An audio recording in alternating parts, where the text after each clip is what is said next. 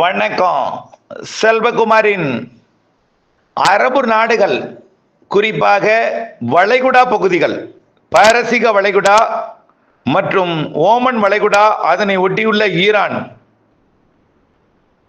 Iraq, UAE, Oman, Muscat, அதாவது Dubai, Abu Dhabi, UAE பகுதிகள், Qatar, Dubai மற்றும் குவைத் சிட்டி, சவுதி அரேபியாவோட வடக்கு பகுதி, இந்த பகுதிகளுக்கு ஈரானுக்கும், குறிப்பாக வளைகுடா சுற்றுவட்டார பகுதி, வளைகுடாவை ஒட்டிய வளைகுடா நாடுகள் பகுதி, பாரசீக வளைகுடா, ஓமன் வளைகுடா ஒட்டியுள்ள பகுதிகள், ஈரானுக்கும் சவுதி அரேபியாவிற்கும், ஈரானுக்கும் யுஏஇக்கும், ஈரானுக்கும் ஓமனுக்கும் இடைப்பட்ட அந்த பகுதி, கத்தார் மற்றும் ஈரான், ஈராக், குவைத், இதற்கு இடைப்பட்ட பகுதியில் மழை வரப்போகிறது. இந்த மழை ஒரு வித்தியாசமான மழையாக இருக்கும். இந்த பதிவு 2026 மார்ச் 16 திங்கட்கிழமை இந்திய நேரப்படி அதிகாலை பதிவு செய்யப்படும் ஆய்வறிக்கை. இந்த மழைப்பொழிவு வரக்கூடிய 21ஆம் தேதி வளைகுடா நாடுகளின் வளைகுடாவை ஒட்டிய பகுதிகளில் கொஞ்சம் வலுவாக பொழிய இருக்கிறது. 20ஆம் தேதியே குவைத்துக்கு தொடங்கும், ஈராக்குக்கு தொடங்கும். 21ஆம் தேதி வளைகுடாவை ஒட்டியுள்ள எல்லா நாடுகளுக்குமே பொழிய இருக்கிறது. 21ஆம் தேதி யுஏஇ, அதாவது அபுதாபி, துபாய் மற்றும் மஸ்கட், அதாவது ஓமன் பகுதிக்கும், அது தொடர்ந்து அப்படியே மழை இருந்துட்டே இருக்கும். 22, 23, 24 மழை இருந்துட்டே இருக்கும். இதுல குறிப்பா 24, 25, 26 கனமழை வாய்ப்பு. 25, 26 மிக கனமழை வாய்ப்பு இருக்கிறது. ஒட்டுமொத்த வளைகுடாவை ஒட்டிய எல்லா நாடுகளுக்குமே 25, 26, அப்ப 21 தொடங்கி மெல்ல அப்படியே தீவிரமடைந்து 25, 26, 27 தேதிகளில் மிக கனமழை பொழிவாக பொழிய இருக்கிறது. இந்த மழை என்ன வித்தியாசம் அப்படின்னு பார்த்தீங்கன்னா, ஏற்கனவே அமெரிக்காவோட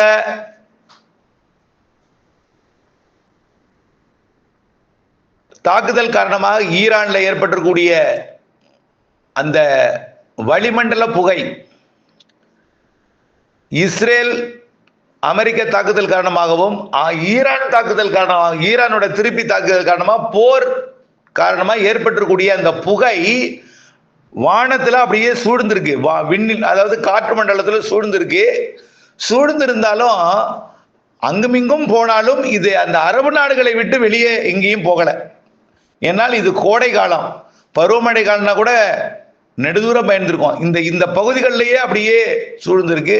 ஒருவேளை அது இதுவரைக்கும் போனது கொஞ்சம் கொஞ்சமா விலகி போயிருந்தாலும், இன்று நடப்பது, நாளை நடப்பது, அன்றைக்கு மழை பெய்யக்கூடிய நாளில் நடக்கக்கூடிய போரில் எல்லாம் அந்த கரும்புகை, அதாவது கார்பன் நிறைய இருக்கும், அதுல நச்சு வாயுக்கள் நிறைய இருக்கும், எல்லாமே வெடிபொருட்கள், இதனால ஏற்படக்கூடிய, அது இல்லாம எண்ணெய் சுத்திகரிப்பு நிலையங்கள்ல போட்ட வெடிகுண்டு காரணமா அங்கிருந்து இருந்த கரும்புகையெல்லாம் வளிமண்டலத்தில் சுழண்டு கொண்டிருக்கிறது. மழையாக பொழியும் பொழுது என்ன ஆகும்னா, அது இஸ்ரேல் பகுதியிலிருந்து அந்த காற்று வளைகுடா பகுதிகளில் ஒரு அமிலமழைன்னு நம்ம கேள்விப்பட்டிருப்போம். இது ஒரு கருப்பு தண்ணீர், கருமை நிற வண்ணம் கொண்ட தூசு மாசுக்கள் மிகுந்த ஒரு மழைப்பொழிவாக கொடுக்கலாம் என்று எதிர்பார்க்கப்படுகிறது. வரக்கூடிய நாட்கள்ல இது ஊடகங்கள்ல செய்தியாக வரலாம். இந்த மாத இறுதி வாரம் 21ஆம் தேதி தொடக்கம், ஆனால் அன்றைக்கு பெருசா இருக்காது. 25, 26, 27 மிக கனமழை பொழிவு இருக்கிறது. Oman, UAE, Iran, Iraq, Kuwait, Saudi அரேபியாவோட வளைகுடா ஒட்டிய பகுதி, கத்தார், இதெல்லாமே. இதுல என்ன அடங்கும்னா, அபுதாபி, துபாய் எல்லாம் அடங்கும், குவைத் சிட்டி எல்லாம் அடங்கும். அப்படியே பார்த்தீங்கன்னா மஸ்கட் அடங்கும். மஸ்கட்டுக்கெல்லாம் கனமழை இருக்கு. 25, 26, 27. குறிப்பா பாரசீக வளைகுடா, ஓமன் வளைகுடாவை ஒட்டிய வளைகுடா நாடுகளின் கடலோர பகுதிகளுக்கு அதிக மழை இருக்கு. இதுக்கு அடுத்தபடியா பார்த்தீங்கன்னா ஆப்பிரிக்க நாடுகளுக்கும் கனமழை காத்திருக்கு. ஆப்பிரிக்க நாட்டில் தற்பொழுது பார்த்தீங்கன்னா, அதாவது மத்திய ஆப்பிரிக்க பகுதியில் கோடை மழை இப்ப சூரியன் குத்துக்கதிர் நிலநடுக்கோட்டை நெருங்கி கொண்டிருக்கு. உகாண்டா உள்ளிட்ட நாடுகளுக்கு சூரியன் குத்துக்கதிர் வரப்போகுது. மார்ச் 21ஆம் தேதி சூரியன் குத்துக்கதிரை தொடும். பிறகு அது அப்படியே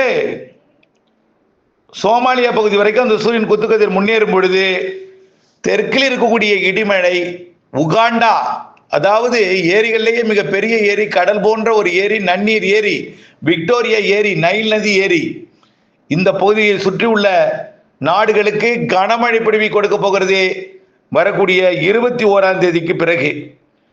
இப்பொழுதிலிருந்தே மழை தான். 21ஆம் தேதிக்கு பிறகு இது உகாண்டா உள்ளிட்ட நாடுகளுக்கு கனமழை பிடிவை கொடுக்க போகிறது. உகாண்டா, அதாவது விக்டோரியா ஏரியை சுற்று வட்டாரத்தில் கூடிய எல்லா நாடுகளுக்குமே, மத்திய ஆப்பிரிக்கா, உகாண்டா உட்பட, கென்யா, டான்சானியா எல்லாமே கனமழை பிடிவை கொடுக்க போகிறது. இது இடியுடன் கூடிய மழை, இடி மின்னல் அதிகமாக இருக்கும். பெரும்பாலும் மதியம், மாலை, இரவு, நள்ளிரவு, அதிகாலை நேரங்கள் இருக்கும். பெரும்பாலான மணி நேரங்கள் மழை வாயு வானிலை இருக்கிறது. இது ஒரு வித்தியாசமாக பார்க்கக்கூடிய ஒரு வானிலையாகத்தான் அங்கேயும் இருக்கும். குறிப்பா ஒரு நீண்ட இடைவெளிக்கு பிறகு உகாண்டாவிலையும் கம்பாலா, அதாவது உகாண்டா சுற்றுவட்டார, குறிப்பா விக்டோரியா ஏரியிலேயே அது ஒரு மிகப்பெரிய ஏரி, அந்த ஏரியிலேயே அதிக மழைப்பொழிவு, அதன் சுற்றுவட்டார நாடுகளுக்கும் அதிக மழைப்பொழிவு, இடி மின்னல் மழைப்பொழிவு, ஒரு வழக்கத்திற்கு மாறான நீண்ட இடைவெளிக்கு பிறகு ஒரு பெருமழை, இடியுடன் கூடிய மழையாக பொழிய போகிறது. ஒட்டுமொத்த மத்திய ஆப்பிரிக்கா, உகாண்டா உள்ளிட்ட அதன் சுற்றுவட்டார கென்யா, டான்சானியா போன்ற பகுதிகளுக்கும், அப்படியே மடகாஸ்கர் வரைக்கும், சவுத் ஆப்பிரிக்கா மற்றும் ஜிம்பாபே எல்லாமே மழை பெய்ய போகிறது. கோடை மழை. பருவகாலம் முடிந்து இப்பொழுது இரண்டாவது சூரியன் குத்துக்கதிர் வர்றதுனால கோடை மழை இப்பொழுது பெய்ய போகிறது. அதுக்கடுத்து பருவமழை பொழியும் அங்கே. இப்படி நல்ல ஒரு வானிலை மாற்றத்தை அரபு நாடுகளின் வளைகுடாசூர் ஒட்டியுள்ள பகுதிகளுக்கும், ஆப்பிரிக்க நாடுகளுக்கும், குறிப்பாக விக்டோரியா ஏரியை சுற்றியுள்ள உகாண்டா உள்ளிட்ட பகுதிகளுக்கும் கனமழை பொழிவு காத்திருக்கிறது. வரக்கூடிய மார்ச் இறுதி வாரம் எல்லா நாளும் மழை நாள் தான். இறுதி வாரம் ஃபுல்லா மழை வானிலை தான். ஒட்டுமொத்த ஆப்பிரிக்காவுன்னு சொல்லலாம். கிழக்கு ஒரு ஆப்பிரிக்கா, மத்திய ஆப்பிரிக்கா உறுதியாக உண்டு. நன்றி.